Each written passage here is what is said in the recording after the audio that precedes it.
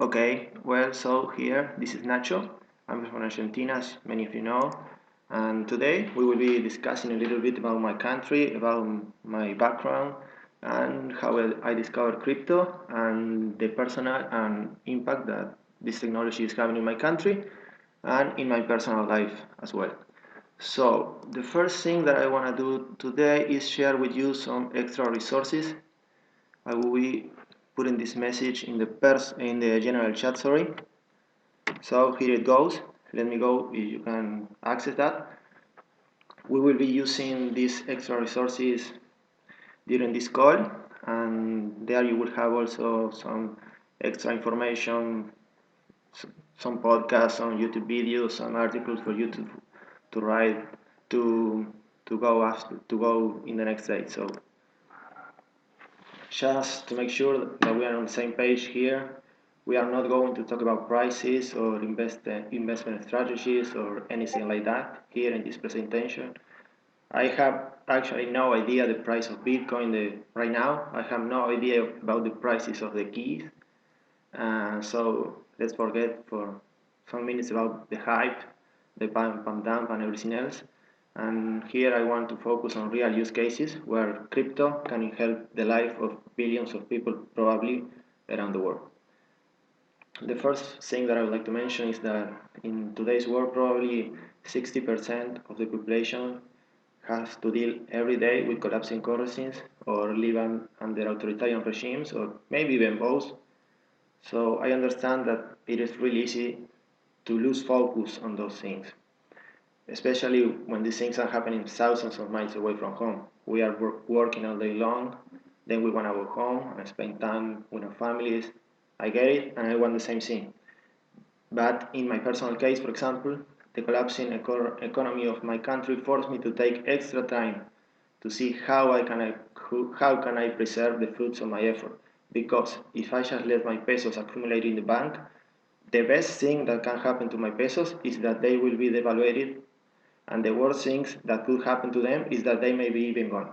So when I think about Bitcoin, believe me that at this point, after some years of studying it, the price of Bitcoin is one of the things that care less for me. I think that eventually the fundamentals that we are going to be discussing today are what will drive the price where I think that it should be. So lastly, I would like to make very clear that I'm not an expert by any means. I like this, I consume a lot of content about this, and I'm a very curious person, and I wanted to share this with you. And I'm, of course, also talking from my personal experience. So, I think that if you could see the presentation, sorry, the extra resources, the first thing that you will see are three phrases from Tom. These are not actually an old Tom phrases, these are pretty new, and so I wanted to read them for you. The first one is, I thought that I was good at making money. I had no interest in investing it. I wanted my money to be as close as to be buried in my backyard as possible. So when we talk about inflation, please consider this phrase, try to make any mental link with that. So the second one is, right now, your zip code is the number one predictor of your future. I will tell you some things about my country, and maybe you can relate to this phrase that really struck me a lot. And the third phrase is, please research crypto, even if you at the end you determine that it's stupid, don't ignore it. So this is my goal for this talk, then maybe at the end you can research crypto and maybe you think it's stupid even though, but just give it a try. So a little bit about my background. I'm 31. I'm born and raised in Argentina in a middle class family. I don't live in the capital city. I live in a city of 100,000 inhabitants, more or less, 250 kilometers away from Buenos Aires. That's approximately 150 miles. And the longest time that I've been outside of Argentina is probably 3 weeks. So with this, I mean that I really understand what's going on here. It's not that I've been away from 10 years and then come back. I've been here my whole life, so I really get it here. So I'm a chemical engineer. I graduated from the National Technological University. I studied in Buenos Aires. I have been an engineer for almost 5 years now, but As you could tell, that is not really my life passion. I mean, I love the engineering thinking, and I think that I have a lot of that, but that is not definitely my passion, the passion of my life. So, following my family's path, I knew that I would eventually go to the university, and I also believed that it was really good for my future, so I took that path. But what I didn't really know was the importance of the macro situation of my country regarding to my future and my professional career. And with this, we can make an instant connection with that phrase of Tom's about the zip code. So, going on with my life, I didn't have a formal job until I was maybe 23 or 24. Before that, I worked with my family, helping them in the family business. And my first formal job was an internship in a tire manufacturing company. And at that time, even though I was probably 75% in my career, I had really good grades and I can speak English, which is really important here, and good background and everything else. It was really difficult for me to get that job. I went through a lot of different interviews from different positions, different companies, and everything else. But it was really difficult. I mean, we were always dozens of candidates. Okay, I think I know what the problem is. I just try to go to the chat in the phone, so I'm not touching the phone anymore. Oh, okay, sure. So I was telling you about the time that I got my first job. It was really difficult, really difficult. We were always a lot of people just trying to get a couple of open positions, and this situation is getting worse every single day. From those days, I have been learning about investing, about stocks, about funds, and everything else. Probably around 2016, I bought my first stocks from the stock exchange in Buenos Aires. Some stocks from local companies here, and also I bought my first fund as well. But until that point, not crypto at all. So in 2017, I finished my contract in that company, and at the same time, I finished my courses at the university. So I moved back to my hometown. I worked with my family for some time, and then I got the job that I have today. I started working at the laboratory, first as a technician and now as a chief control of quality. So I think that before moving on, now we should take a little bit of time to talk about my country because at, around this time things start to get tricky and the economic situation deteriorated further. So we are basically today at a point where when we have 60% annual inflation, at least that's the one that the government says, and an average salary is of around $350 a month. So also not surprisingly, this is the time when I changed my mind about crypto and I discovered crypto actually. So if you want to go to the extra resources while I talk a little bit about my country, you could see that behind undertone phrases here is a Twitter thread when when Jack Mullers announced his strike in Argentina and he put some information about the country. But I will keep telling you this. So basically during the 90s, we had a forced peg to the US dollar. For every peso that we have here, the central bank need to have $1 as a reserve. So if the government wanted to print more pesos, they need to get more dollars. Just similarly to what's going on today with the stable coins, at least the centralized ones. Well, the same thing happened here with the peso and the dollar back in those days. And the government has two ways to get dollars. The first one is exporting products and services around the world. So Argentinian companies had to compete in a global market. There you have a productivity factor maybe that Argentinian companies has never been good at. And Argentinian companies at that time also had to pay salaries in dollars because 1 peso is equal to $1. So we couldn't really compete with cheaper countries like Brazil, India, or China. or even the US, maybe at the beginning, but as the time goes on, we couldn't compete with them. So the country has another way for getting dollars inside the country, which is through privatizing public companies. In Argentina, when we say public, it means state-owned. So I will use the term public a lot of time here. Every single time that I say public I mean state. That the state own that thing or that asset, etc. So the government sell these companies or buildings or services to foreign companies, and that way they could have dollars into Argentina. This system worked for some time, but probably reaching the year 2000, it showed some clear wear off. But we kept the peg because nobody really wanted to pay the political price of leaving the peg. And a big crisis exploded in 2001. Just to have you an idea, the day after the government lifted the peg, the peso devaluated 40%, and we had more or less 50% of the population living in poverty.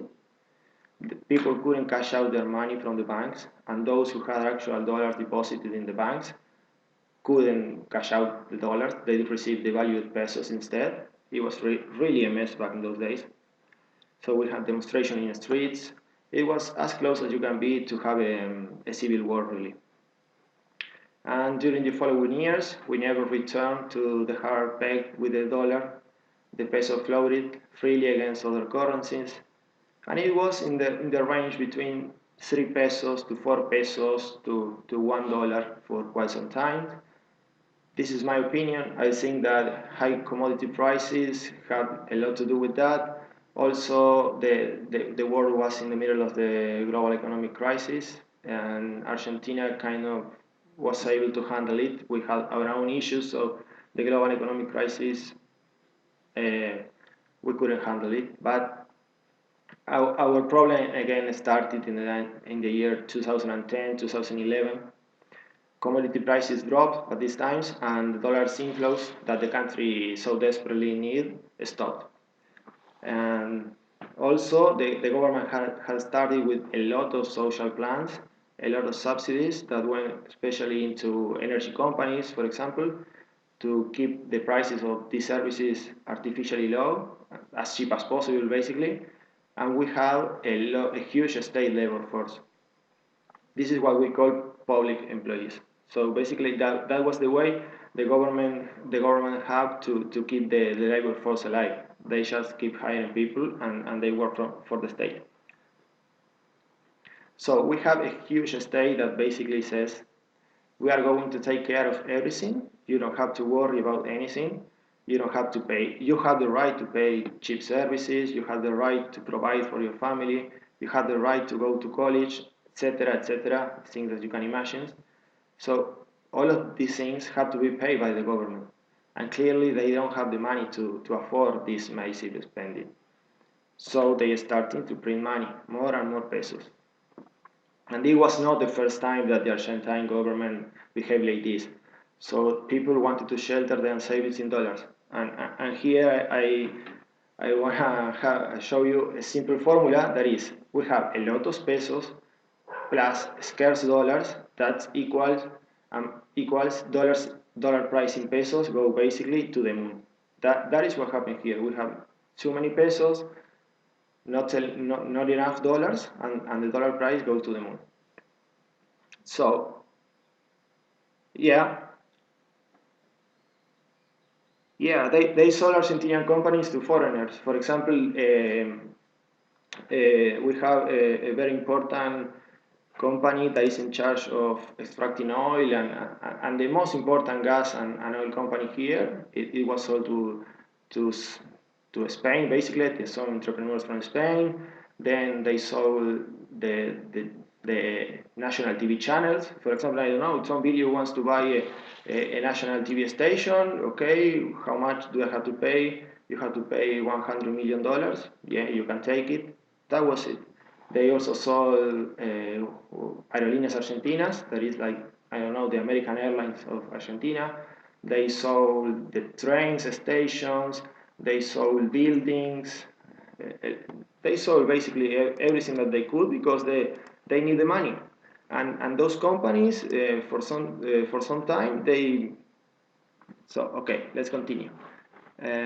So I hope this answered the question. We can talk about that later if you want. I can find some information about the time. I was really, I was not even 10 years old back in those days. So this is things that I read and that I studied, but this is what happened here.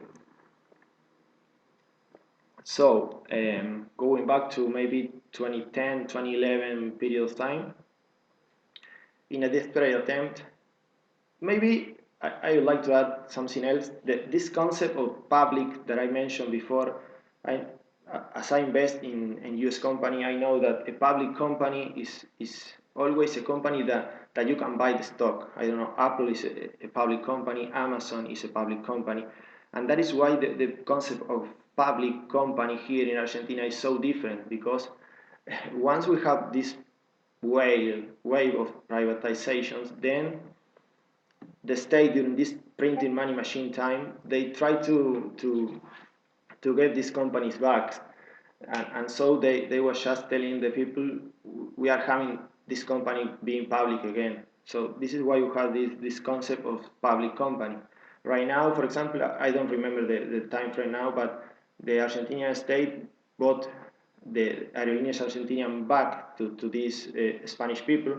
And so basically nowadays, if you ask any Argentinian, Aerolíneas Argentinas is a public company.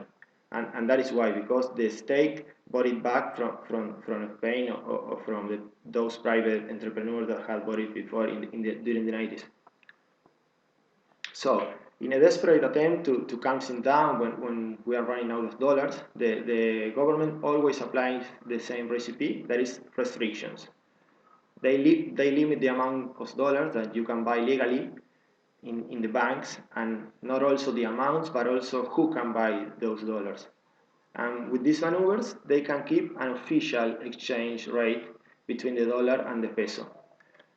So they sell dollars, only certain amount of them, and for limited activities. And for example, if you want to buy dollars for savings, you are penalized. Right now, a person like me can buy only $2,000 a month legally, and those dollars have two taxes that we have to pay. Basically, those taxes are up to 65% of the price of the dollar. So really, the official rate, that is the one that you are seeing there that Google screenshot, it's impossible to get dollars at those prices, because the least that you have to pay is 65% more of that. But people hunger for dollars is really impossible to stop. And this response by the government, the capital controls, what this do is that this create a black market for dollars, basically. So if you want now, we can go to the extra resources, and I will explain to you some of these pictures that we are seeing here. The first one is this a screenshot. This is from Google. It says that $1 is equal to 110 Argentinian peso. As I was telling you before, this is not true. This is not the real value that you can get from the dollar. It's the official. But the other interesting thing that I want you to see is that until 2010, we were at $4, and right now 4 pesos to the dollar, and now we are basically at 200 pesos. So this has been going dramatically in the last years. This following chart that we have here, the pink line that you see, that it reaches 99.35, this is the official rate. As you can see, this line is pretty smooth, because this is ruled by the government. They decide actually what the price is. So that is why you can see that is going smoothly there. And the other one is the actual real price that the dollar has in the Argentinian streets. And you can see it goes back and forwards. You can see here, for example, Argentina tightens capital control, so we have a spike, and then it goes back, but it always goes up, basically. And then you can see here the difference which is called the spread between the actual dollar that you get on the streets and the official one, that is 99 in this case. Right now, this 99 is 210, just to have you an idea.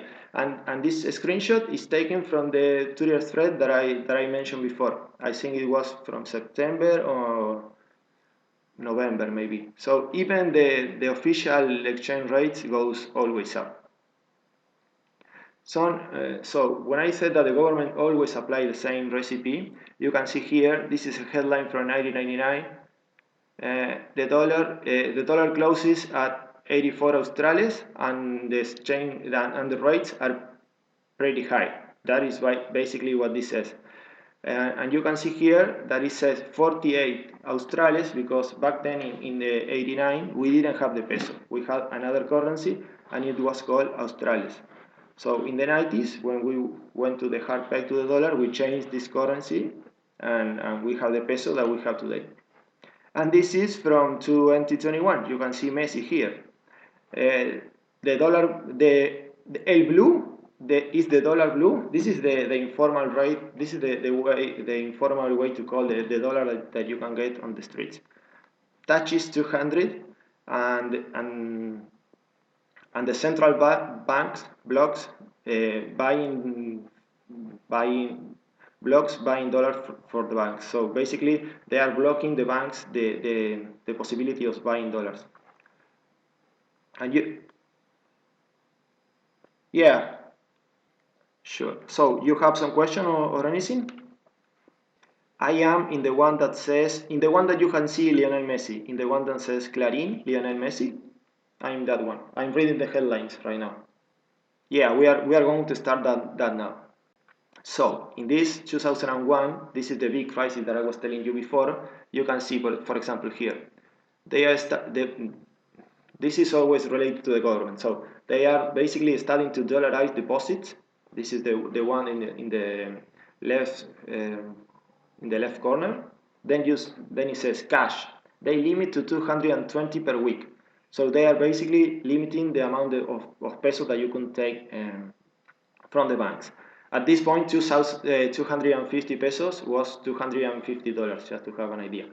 And then the last one says that they are stopping people to open new banks account because you have a limit to the amount of pesos that you can take out of the bank. People, of course, they say, okay, I'm going to open a new account, so I can have a new limit. So the government has to also block openings for new accounts. As you could see, we have like a mess of regulation and people trying to bypass the regulation. This goes like that for quite some time. And so we'll see the other graph in just some minutes. So now I would like to talk to you, what does it mean to live in a country where we have a collapsing currency and capital controls? So first, I would say that the most important thing that you need to keep in mind is that in nominal terms, every single price is going to skyrocket. Even a stock's price. So if you invest in Argentinian stocks, you may think that you are making money. But the reality is that the base asset, in this case the peso, in which you are measuring the performance of the stock, is broken. So the Nasdaq is great, the Standard & Poor's is great, but be cautious right now, because remember that markets always anticipate, and most of the growth that we have seen in the stocks in the US market prices since COVID is mostly a response to this huge money printing that we have been having in the US and all around the world. So now going back to the other chart, you can see Buenos Aires Stock Exchange, the Merval. This is the one that I was investing, not anymore. This is in pesos. So take a look at this. This is going up, going up, going up. It looks great. It looks fantastic. Not even the Nasdaq looked like this. But now take a look at what happened when we changed the unit that we are measuring the stocks. This is the same graphic, but in dollars. So as you see, basically, in December of 21, we are at the same levels that we were in 2002. So basically 20 years where Argentinian companies didn't grow. So another consequences of having capital controls is that we have to renegotiate salaries. At the beginning, probably every year, then twice a year, then every quarter, and companies start reducing their workforce because of the capital controls. The foreign investment shrinks and the unemployment soars, and this is what keeps salaries low. This is basically a supply and demand thing. You have a lot of people that want to work and not as many job offers, as I told you that happened to me before. So, for example, this situation gives unions a lot of power as they are in charge to negotiate wages increases. And in the eyes of many, they are like the saviors because they fought against the dangerous capitalism that only wants to exploit employees and pay cents. So this ended up working like a reinforcement mechanism for this kind of politics because as most of you should know, the unions are most of the time socialist leaning, and so for them giving freedom and self-sovereignty to their people is not part of their playbook. And I should also add that this also level down the work the workforce because you stop fighting to have a raise because you deserve it because it's just too complicated. You have to go to your boss every single quarter, ask for a raise. So basically, what ends up happening is that productivity just go to the floor. That's basically what happens because you have no incentives to work harder because the money that you are receiving is not worth it. On top of this, we have a lot of people that started to work what we call in black. This means informal jobs. They are paid by the day and usually in cash. And these people also usually receives a check from the government because otherwise they wouldn't be able to make it to the end of the month. So again, as you can see, the government is overexpended, and right now they will get the money basically from two sources: the money printer and raising taxes to the half of the population that do have a regular job. Another important aspect that happened during this kind of crisis is that acquiring durable goods like a house or maybe a car, it's almost impossible for a big percentage of population because at least this is what happened here in Argentina. The prices of these assets, of these goods, remains in dollars. So, for example, right now, a three-bedroom apartment in a good neighborhood in Buenos Aires will cost you easily 220k dollars. So, $250,000. And how could you afford that apartment with salaries that are less than $1,000 a month? It's just impossible. So you become much more dependent on the government to subsidize you a loan, for example. Another thing that happened is that traveling abroad become very expensive because our money was nothing. Everything abroad it costs 2x, 3x, or even more than what we pay here. So we start like isolating ourselves. We are just us here basically. This is something that really happened to me that I don't know if what I'm paying for things is cheap or not because the government manipulate the prices so they are all distorted. Just to give you an idea, what we pay in a monthly basis for the electricity bill is what you go and you pay for a coffee and a cake in a bar. That's the relationship. So you don't have really the notion if what you are buying is cheap or not. For example, this happened to me some months ago. You buy a car, you use the car for 3 4 years, and then when you are going to sell that car, a used car, an older car with more kilometers on it, you are going to sell it for maybe 5 times the price that you originally paid for it. So this gives the idea to many people that they are investing, and it is far from being true. Another thing that happened is that you start to think in short term because you cannot plan almost anything for more than 1 year. You have no incentives to savings or making big plans for the future. So because you know that the money that you hold, it losing purchasing power every day. So you just want to use it as soon as possible. We also have shortages of products, especially electronics, and books. Books are really difficult to get. If I want to buy the books that we usually, I mean in paper, the physical book, not maybe the digital version. If I want to buy that book, I don't know, for example, the last book of Ray Dalio that we have been discussing some days in the chat, I would have to wait like 1 month because uh, in the library they would have to ask for the government to let import that book. Is a mess. I am not going to buy a book like that. I would like to tell Lisa that getting her book it is gonna be impossible for me here.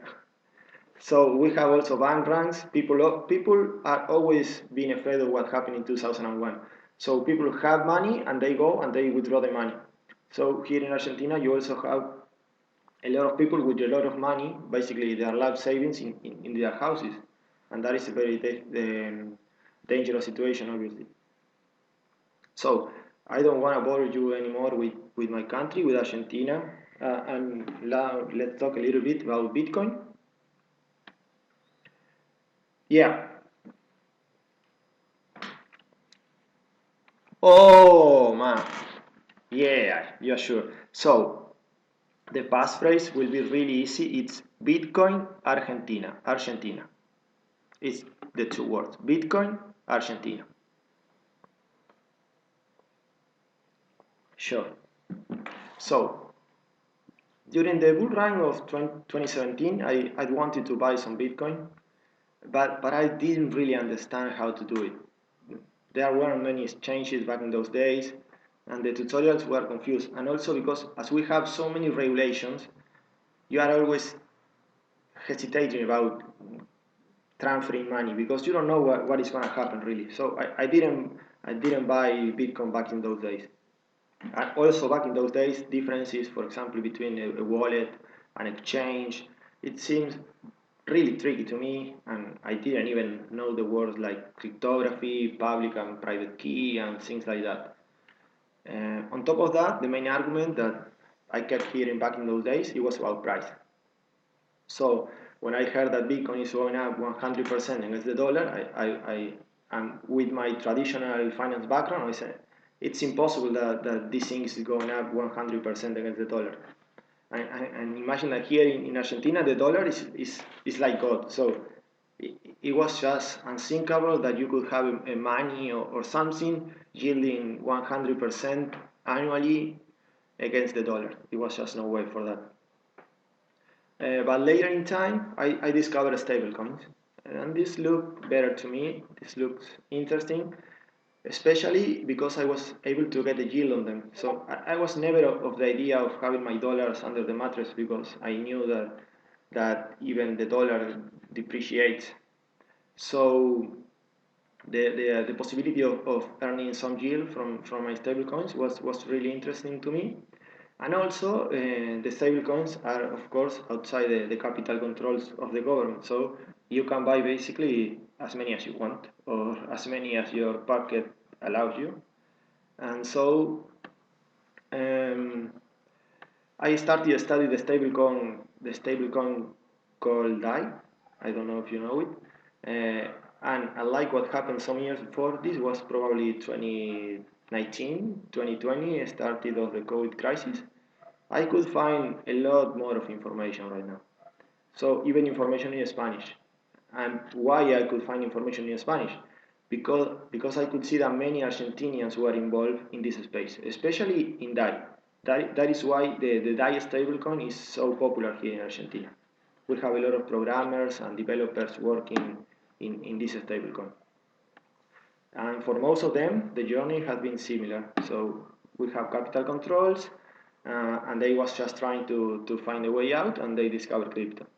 So long story short, I ended up buying some dice, in one of the local exchanges. This exchange also sell Bitcoin, so I bought some sats, and this forced me to really study Bitcoin. I hadn't studied Bitcoin until that time. And all of a sudden, I was from rabbit hole to rabbit hole. I learned about the Bitcoin fundamentals, how Satoshi released the white paper and then disappears, the issuance schedule, proof of work, the importance of the nodes, and how money actually works, I would say. So with Bitcoin, basically, we have no borders and no government can freeze or block any of the accounts. So now, for example, commerce with the rest of the world is possible, and I can be paid the same as any worker in any developed country. So now I relate this back to Tom phrases that the zip code, Bitcoin has no zip code, but basically. Right now, without using crypto, transborder payments are very complicated, to say the least. One regular bank transaction, even between the US and Europe, would take you a couple of days, and you will have to pay some amount for that in order for your bank to make that transaction. But if you are in a country like Argentina, for example, here, if I want to receive dollars from many of you, I would have to enroll myself as an exporter of services. This is the only way that I could get money from abroad legally. Obviously, the government is going to take his fair amount in taxes, but the most important part is that they will pay me not in dollars, they will pay me in pesos and at the official exchange rate that you saw before. So instead of paying me 2,200 pesos for $1, they are paying me 100 plus the discount because of the taxes. So, what is kind of my thesis with all of this? That I think that in the same way that we are talking to each other right now, all from different parts of the world, even we don't know each other, Bitcoin opens the door for that, but with money, nothing more and nothing less than that. We could be sending right now, sending and receiving money from each other from different parts of the world instantly, almost for free, and without asking the government or the bank for permission. So with Bitcoin implementation, what we have been able to do is we have been able to transform strings of data into actual money, and money that has real value to use all around the world. So let's just think that in for a moment. So that is basically the framework that I wanted to share with you. Now, if you have questions, I can take questions. And the other thing that I have to share with you is how people are using crypto here in Argentina and the ecosystem that is being developed. So let me tell you, Eclipse, how you want to continue now. Maybe you can take one or two questions and then the other, or let me know.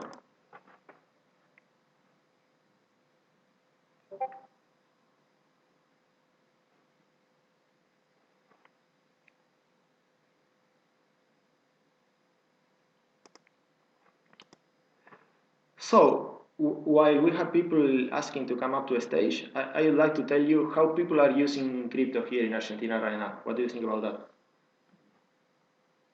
Okay, so the most important use case that we have right now is, for example, for freelancers. Freelancers use crypto every single day to receive payments from abroad.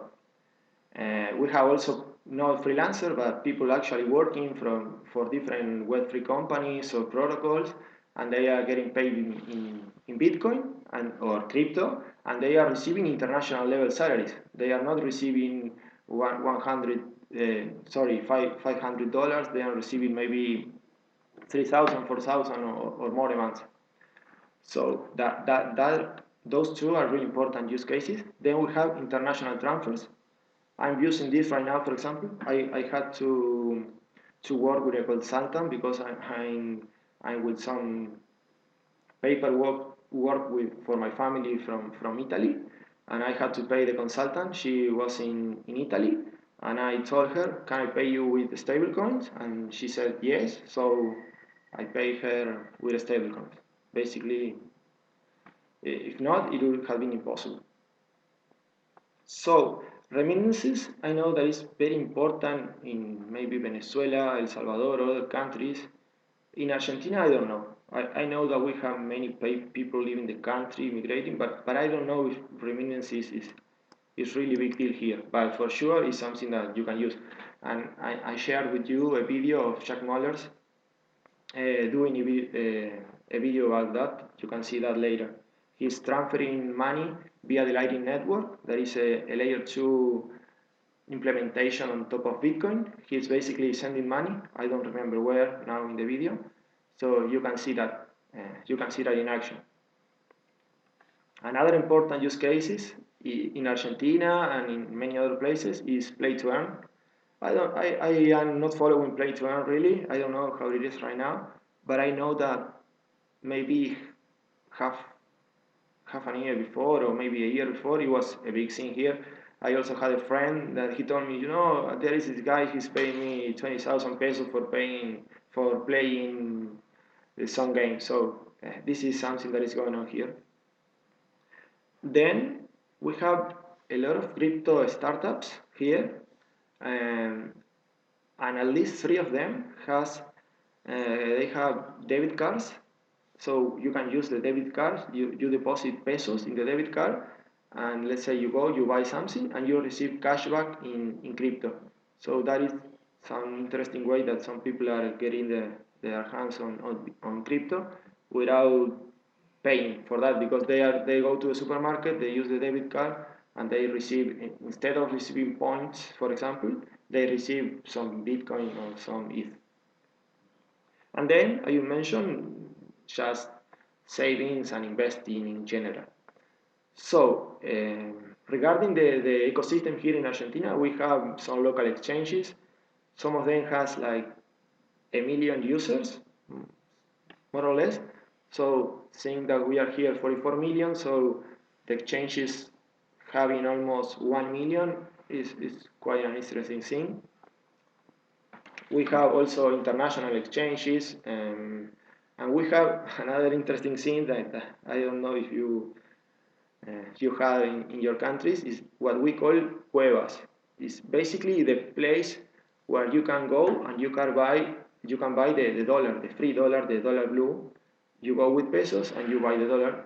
These places are now being transformed into crypto cuevas, let's call it that way. So you go with your pesos and you do transaction generally using Binance or something like that, and you receive stable coins or any other crypto. So also we have here some Bitcoin and Ethereum OGs from the very old days. You have people like knowing about this from 2011, 2012. I share with you in the extra resources this person called Santiago City. You will have an interview there that he did with the people of Bankless, the same network that interviewed Tom last week.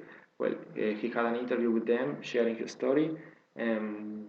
Back in 2014, he proposed to put 1% of the Argentinian reserves into Bitcoin.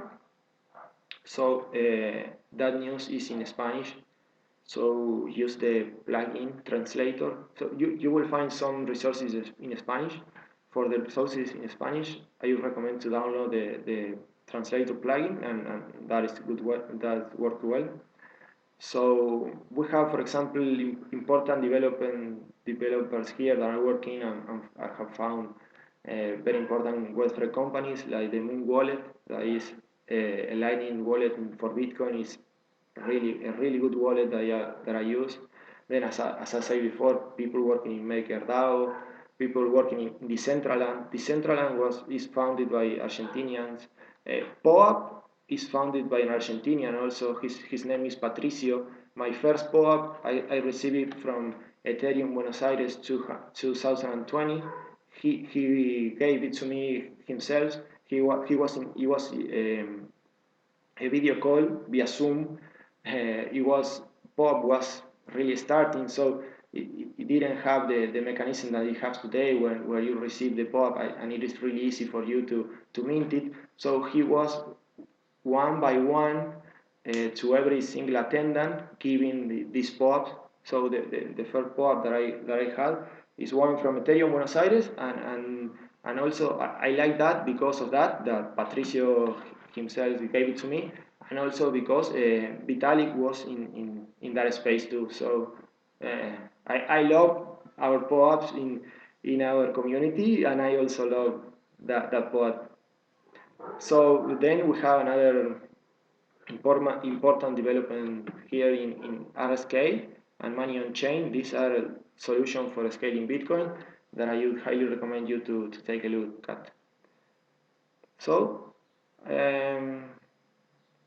I think I'm good for questions now, Eclipse. What do you think? Or just if anyone wants to jump to the stage and say whatever they want. Okay. Well, sure, yeah. You have a lot of people that think, actually they think that this is a scam, that this is not real money. And, and in a certain way, cryptocurrencies have also this problem that has allowed many scams projects to come to the main public. So a lot of people are worried about that, and that is something that are keeping them back. As I said before during the presentation, also we are the unions and this kind of representation of people are very powerful here. So a lot of people listen to them, and if they say that this is not good, they are gonna listen and they are gonna go along with them. Basically, that is also important. And another important topic that I said that we don't have here resolved, at least for now, is taxes. We have no idea about that right now, but also something that I mentioned before, we have so many regulations here. What ends up happening is that you don't complain with any, because there are so many, you have so many exceptions and everything else, that basically you just don't follow the regulations, because they make no sense, basically. But let me tell you that we are far away from our government to allow Bitcoin or any other cryptocurrency as legal tender. So when I listen to even important people in the crypto scene saying, oh, maybe Argentina is going to adopt Bitcoin, etc., no, they are not going to accept Bitcoin as legal tender, because if they accept Bitcoin, they have to stop the money printer, and that is what they want. So that is basically what is going on here. I think that from more mainstream adoption, what we need right now is just more education. If you go to Buenos Aires, for example, right now, you will see a very big billboards in the highways, in important buildings of these companies that I was telling you before. A lot of people are using this credit and debit card that I mentioned. So it's growing a lot. It's really growing a lot. Also, we have here a law that the if you have your job, obviously, the company is forced to pay you in pesos at least 80% of your salary. So let's say if I want to work legally with my employee, and I say to him, I want to receive all in crypto, he's not going to pay me all in crypto, because the top that he would be able to pay is 20%. Also, it will be very inconvenient for them, because let's say that I negotiate my salaries to be $1,000 a month. That $1,000 will be much more costly in 6 months for him to pay me.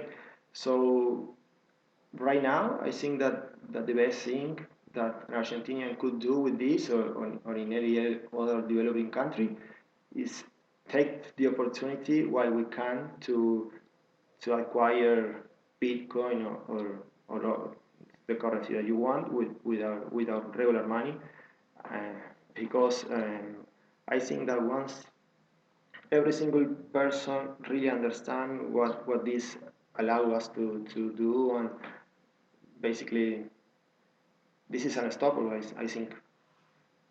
I spent, uh, I don't know, this is interesting. I spent a vast amount of my ether with the key. Yeah, it is really difficult here.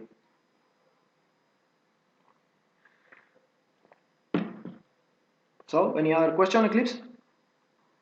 Actually, they they can't really put a limit on this because the way these exchanges work is that you transfer pesos to these exchanges. These exchanges receive the pesos and they have the crypto basically in the blockchain. So there is no way they can stop that. What they do is that they, of course, they threaten with taxes, with with asking your regular bank who is buying this, who is buying that, and so many people really start to be afraid and stop buying. But here in the downtown of my city, we have the what is called the Banco Nación. It is the important bank of the Argentina. Then we have my state, my province bank in the downtown, and all the commercial banks. And right next to them, we have this place is called Cuevas, which is where you can go with pesos and make a peer-to-peer transaction. And it's really in the downtown, and they have all the lights, they have the billboards, they have everything. Absolutely every single person knows that you can buy dollars or not crypto. I think here is a little city, so the last time I checked, we couldn't buy crypto. Um, so in that regard, it is unstoppable. But you have to consider that we are paying. We are not paying what they say what is worth the dollar really. We are paying the unofficial exchange. So in every time, for example, that the government puts a new regulation, that they block the way that you can acquire real dollars, it makes the dollar price to spike, and obviously Bitcoin prices spike, and that is a problem because that is what they can make problems with that. They can keep limiting us, they can keep isolating us, and so it is, at the end of the day, more expensive for us to buy dollars or to buy Bitcoin, and that is a way for them to stop it. In Argentina or globally or maybe everywhere?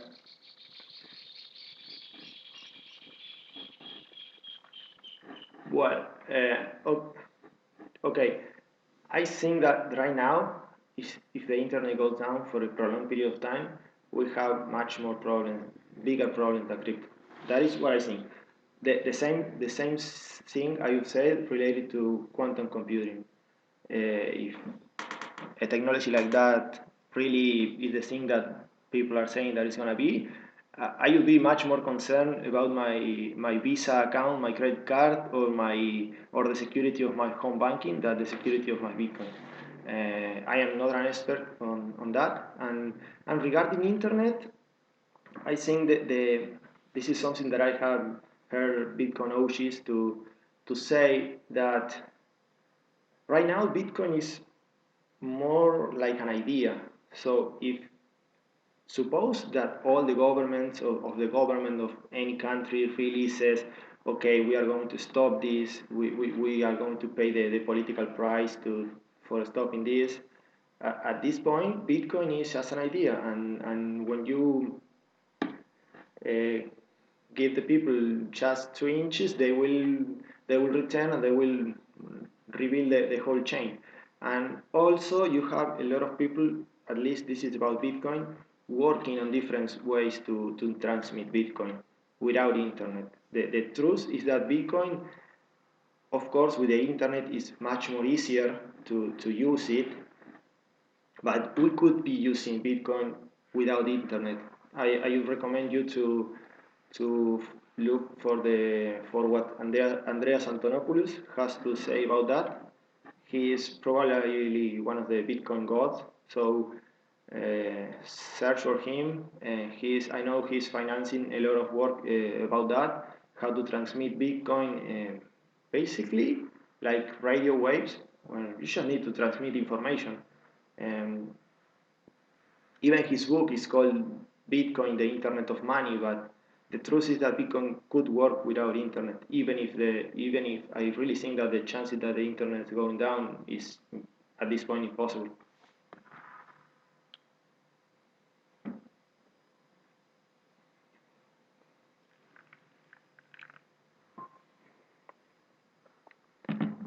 You mean the commodity silver? So actually, I had this in the presentation and then I deleted. I had wanted to buy some gold back in my days, probably in 2016 or so. So I don't at this point I don't like gold and silver, and not because they are bad, they are great, but because they are mostly centralized. They are, you see, in the case of gold, the most of the reserve of gold are held by governments. So basically, they can manipulate the price the way they want. Also, that is why gold hasn't gone up. Really, you because of the property of gold, you should see the price has gone up at least, I don't know, double or triple that it is today, but it hasn't because basically it is not convenient for governments to let the price of gold rises. And I am not an expert, and maybe silver a little bit less even, but I would apply more or less the same thesis. They are really centralized. I'm really concerned about governments allowing the prices of silver and gold to really monetize. And you, in the case of silver, you also need to pay attention that the fact that it's much more usable in the industry. So in that way, it's not convenient. Some, if those prices are highly arbitrated. So, uh, but like I said, I'm not an expert, and I just tend to prefer Bitcoin at this point because of the decentralization factor. One thing that I would like to mention now is that if you want to buy, this is not an advice, but if you like to buy gold and silver, what I would do in my place is own the gold or the silver. Not actually, I see a lot of investment persons saying, "Oh, go buy Barrick, buy Yamaha or any other company," and I don't think that is a good proxy to the actual bear asset. Hmm. I am not seeing a way where that future is possible. I think that we should be really cautious about what we understand with regard of the technology. This technology can be really good, really private when using properly, like for example in the case of Bitcoin, and it can be really misused.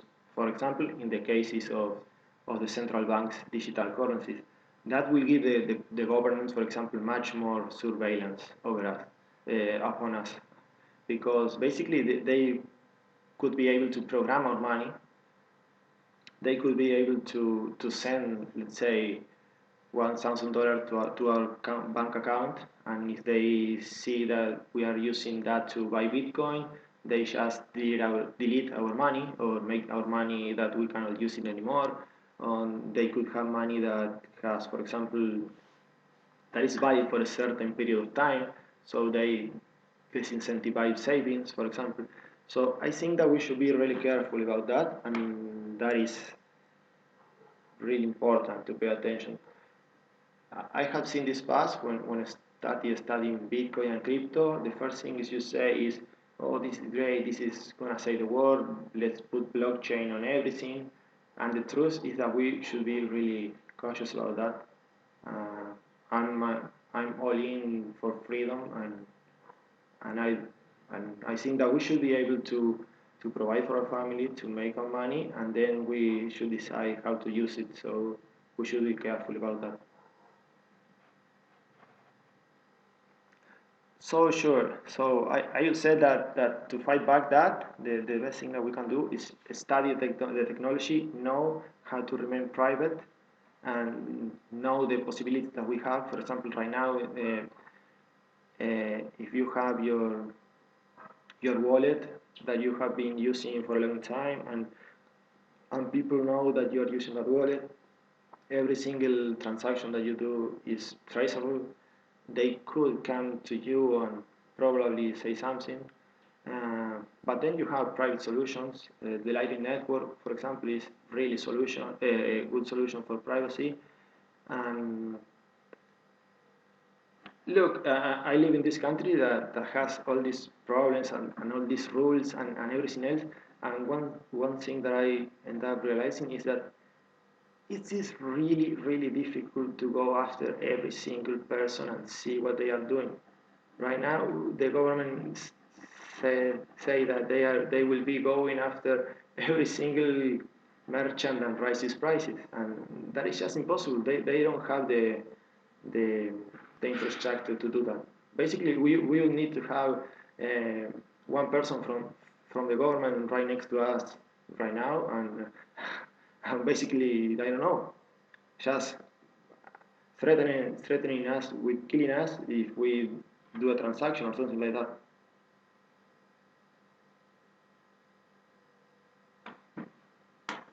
But for sure, it's a discussion. It's like almost everything in Bitcoin and in crypto is a rabbit hole after another.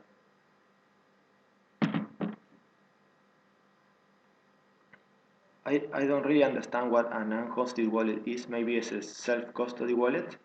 I would say that uh, this technology, as being decentralized, basically we will be always 2, 3, 4, 5 steps ahead from the government. Um, okay, yeah.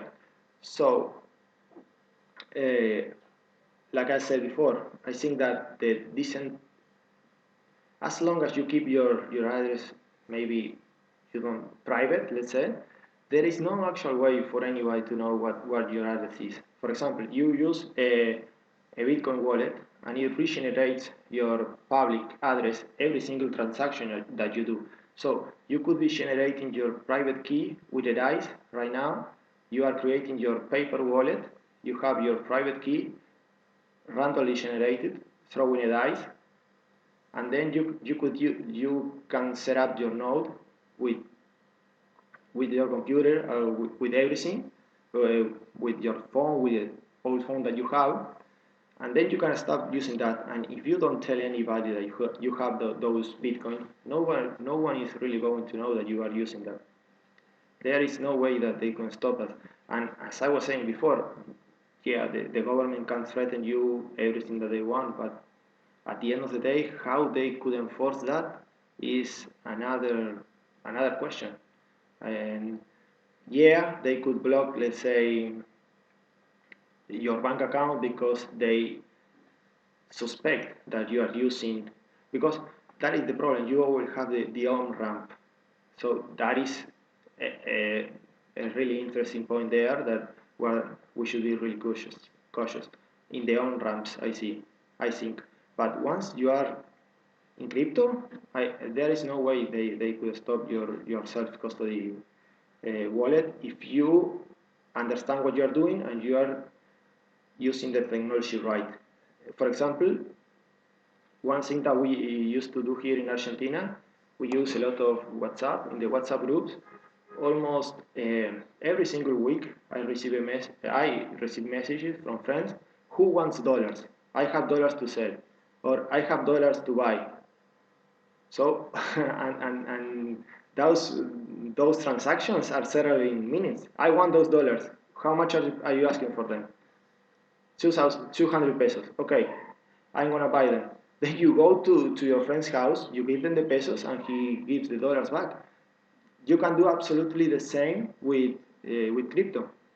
And I actually think that maybe that is something that we are going to start seeing more and more here in Argentina. Instead of my friend asking for buying and selling dollars, they will say I have Bitcoin or I have Ether or stable coins. Do you want it or not? And I go to my friend's house and I can buy it with cash. So the cash is really a good solution that the government allow us to use, at least for now.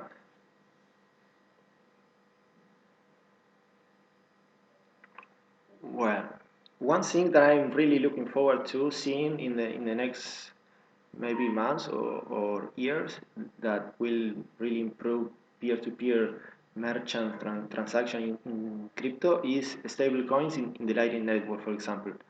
That is that is being developed right now, and basically, if you have used the Lightning Network, you because what happened here is that with Bitcoin sometimes you have to wait and so you have this is these people really going to give me the money or not, but for example with the Lightning Network everything is automatic, so you don't have to wait nothing. So I think once we have in Argentina, for example, people being able to use uh, dollars via Lightning Network, they could go to a merchant and they could buy whatever they want. They could buy that way, and actually that is phone to phone. You can see it's like you can see your coins going to the other man. When you tap the button of your phone and that is it. That is automatically. So that is one thing that I'm really looking forward to. Then I think one thing that I didn't mention, but it's really important, of course, is the UX of the different applications and everything else should be really improved so people really understand what they are doing. That is really important. And and another thing that I think is that when you say that we are going towards a trustless, completely trustless world, I'm not so sure about that. I think that we would always need that, let's call it friend or trusted party where we could get our crypto in the first place. And then, as I've been saying before, it's all about studying and getting used to the technology. I have many friends that, for example, right now, when I am doing a transaction or anything else, um, sometimes you have to deposit your money into the exchange, for example, and that is something that here in Argentina is sometimes it takes its time, especially if you do it on Sunday or Saturday or whatever. And the truth is that you do that transaction and you don't really know what is going on behind scenes. So some of my friends said, "Oh, I am trying to make this transaction to the exchange. Yeah, do you know what's going on? That the money doesn't arrive." And so I usually told them, "I don't know what is going on because we don't have a, a way to know what is really going on. But on the other hand, when they have a problem making a transaction, let's say a Bitcoin transaction or an Ether transaction, the first thing that I told them is, do you have the hash of your transaction? Let me do it. I'll go to the blockchain and I'll see. And so, of course, there is no way that this goes mainstream. People have to do this, but um, I think that we are really early yet. Exactly. That is something that really needs to be improved. For example, in the Moon wallet that I was telling before, eh, that is a self-custodial wallet, but you don't even have your. It's a multi-sig. It's a two of two.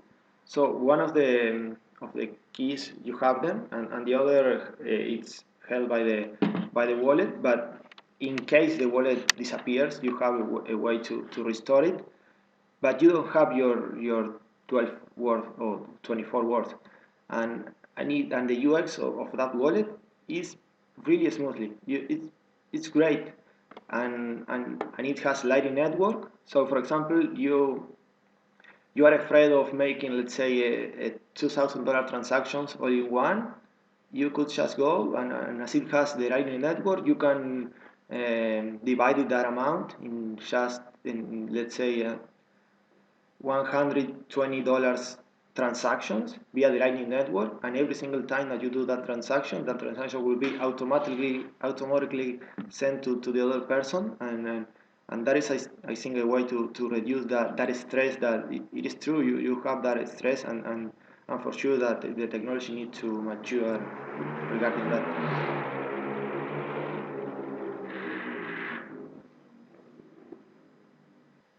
For example, in the case of the Argentinian government, you can only trust that they will keep printing money.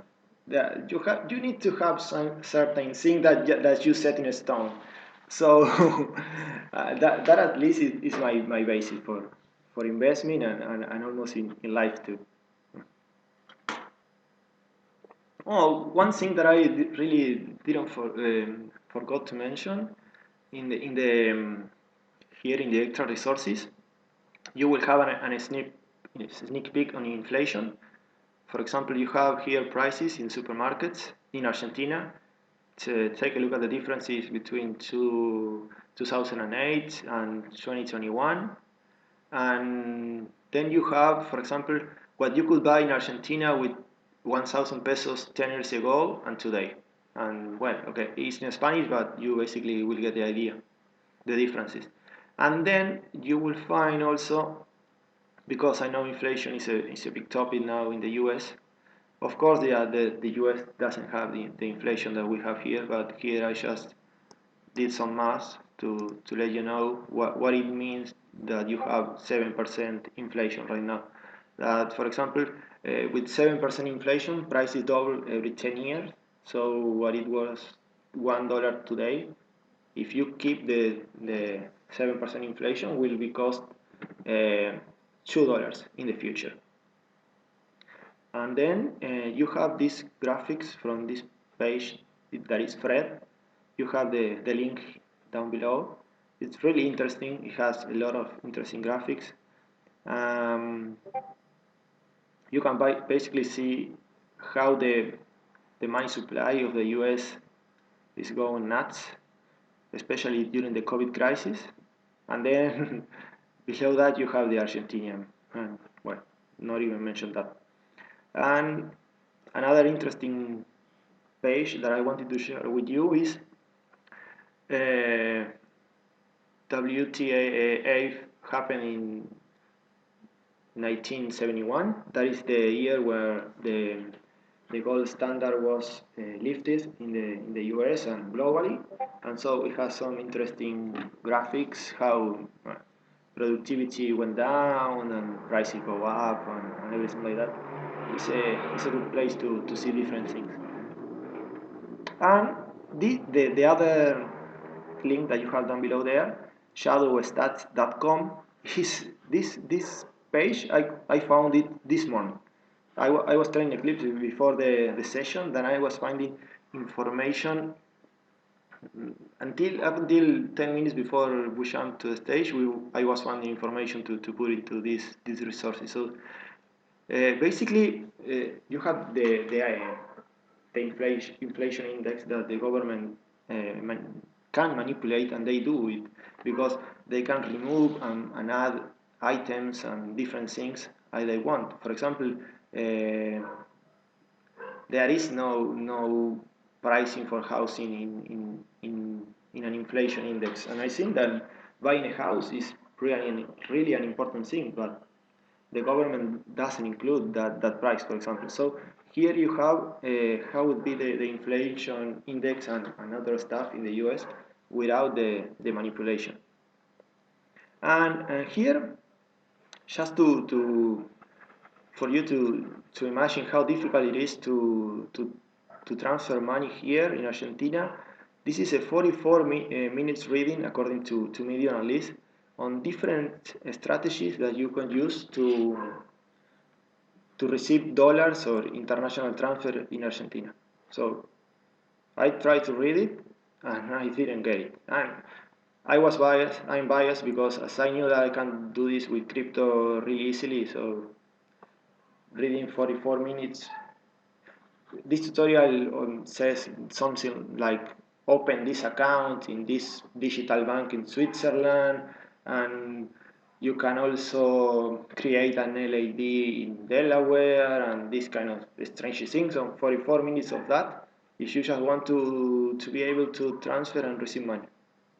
This is the video of Jack Mallers using the Lightning Network. I highly recommend this. The first time that you use the Lightning Network is really an interesting day, because up until that point, like Sean was saying, it's like those 10 minutes that you have to wait.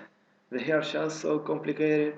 You don't really understand what is going on, and until you really understand that everything is what is going on really with the blockchain, and you know how to read the blockchain itself, it's really difficult. But with the Lightning Network, it's so easy. You will see that almost before Shaq pushing the pressing the button in his phone, the other guy is receiving the money. And then you have some podcasts here. If you wanna, this young lady here, Camila Russo, she's from Chile, but she has been living in Argentina for quite some time, and she's a journalist, and she will tell her story of how she discovered crypto, basically because of the capital control, something like that. Then Vitalik came to Argentina in 2021, and he did this conference. You can take a look there.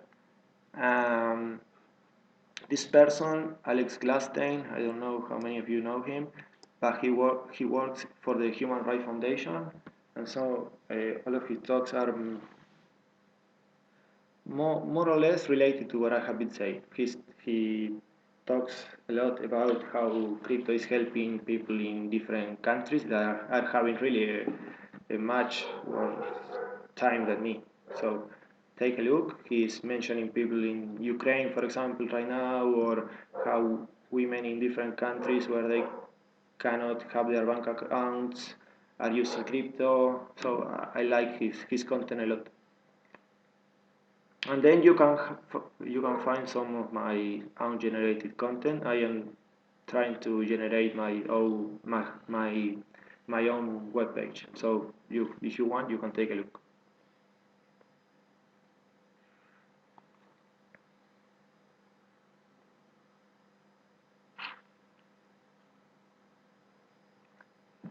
I will share the link with you, Sean.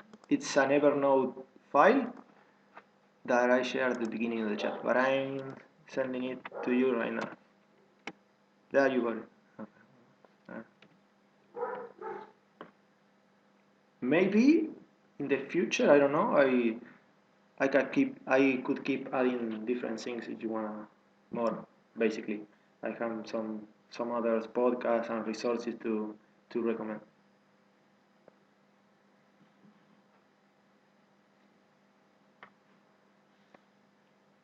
So, Eclipse, do we have any questions?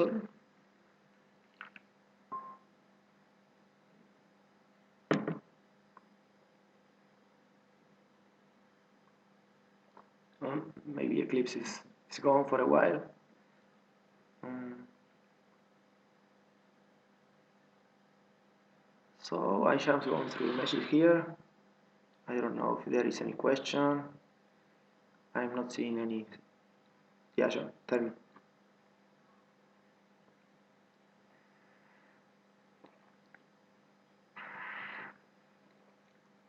Yeah.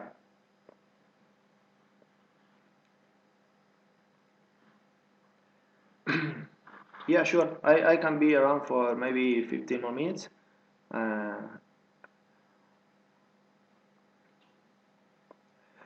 what I wanted to tell everybody is that maybe this content was kind of theoretical or something like that. I don't know. You can, if you want me to produce some other kind of content, maybe more practical, we can arrange that. Maybe we can do, I don't know, a lightning transaction or something like that, so you can see how it works.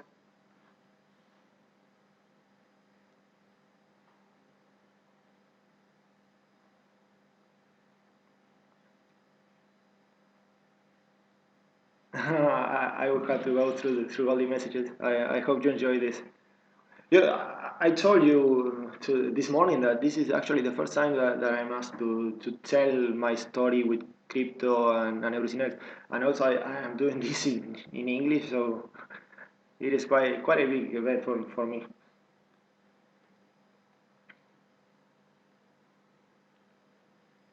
Uh, Thank you, my friend. Thank you for believing in me.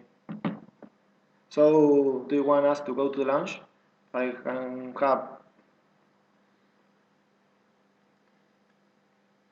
Okay, let's go. Thank you, John, as well. That page, what the fuck happened in 1971 is pretty interesting. And also the another funny thing is that the graph that you are seeing there about the M2 supply in Argentina from the Fed. This is an information that I couldn't find in an Argentinian webpage. One good thing that you have in the US, at least for the moment, is that you are pretty good at keeping the numbers, at least, and following the numbers, and having the information and the statics and everything else.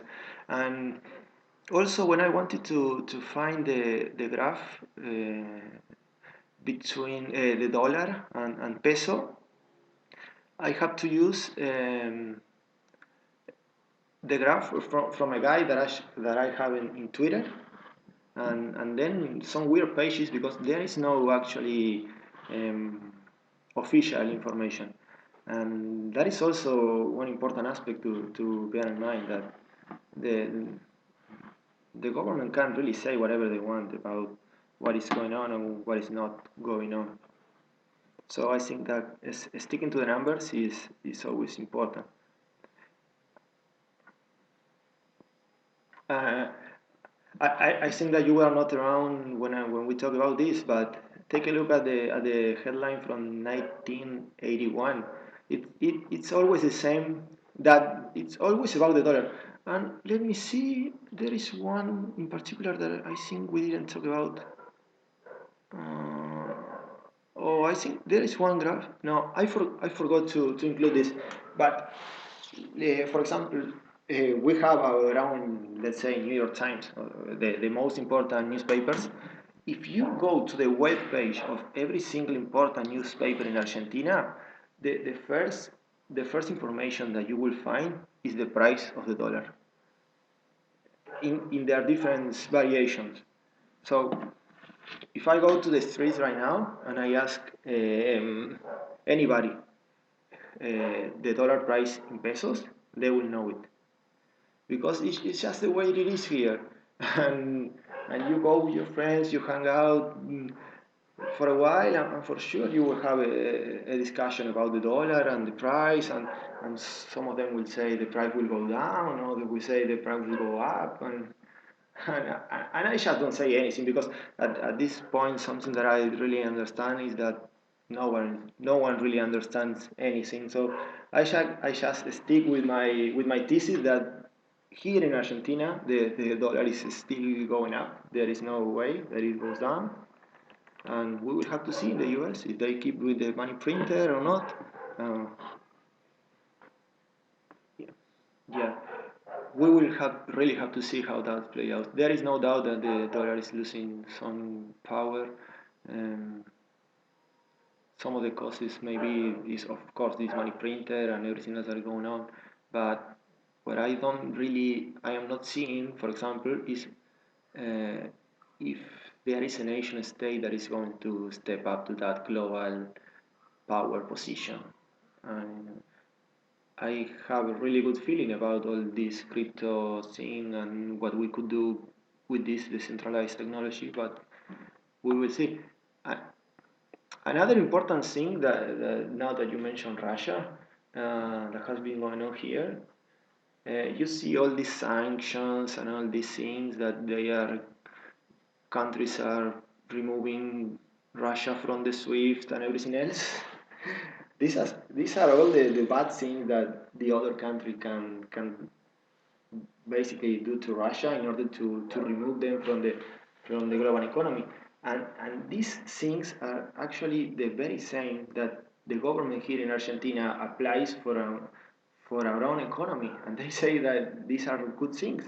The fact that you cannot transact with different countries, the fact that you have your international transfers blocked and everything else. And so that, I think, shows you how different the world is seen from different spectrum of the maybe the political spectrum, let's say.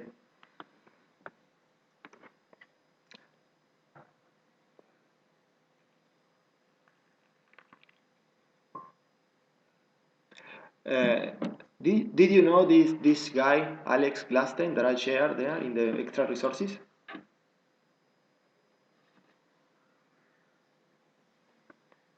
This guy that I shared with you in the extra resources, Alex Glastein, do you know him?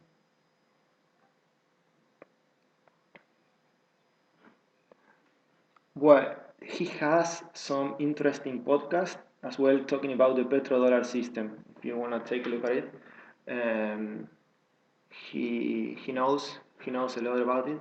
I don't really remember with whom. He has a very interesting podcast with Lex Friedman, a long one, like 4 hours, and then he had another. I think that the one that where he talks all the history behind the petrodollar system, and because obviously the US has been doing his thing to keep this petrodollar system, and him being so involved with the human rights and everything else, he has been working with that. And so I think it was with Peter McCormack what Bitcoin did in that podcast. He discussed at length the infrequencies of the petrodollar. If you are interested in that. The the article that I share with you, written by me in my blog, well, it's in Spanish. You have to use translator if you want to read it. Then I will try to rewrite it in English. I I when the war between Russia and Ukraine started, that day, you remember probably that the Bitcoin prices and everything else took a dive that day, probably going down like 10% or so. And so I started to see people on Twitter saying that where is Bitcoin, this reserve of value that you are saying that it is, and it's just like you're telling right now that we are still far away from that moment where most of the humanity realizes that the properties of Bitcoin are exactly why you would want to hold it during a period like this. And so in that article that I wrote, that is what I try to expose. I put myself in the shoes of, for example, someone running away from Ukraine, and how difficult it would be to take your gold or to take your cash, or basically any other good that you have.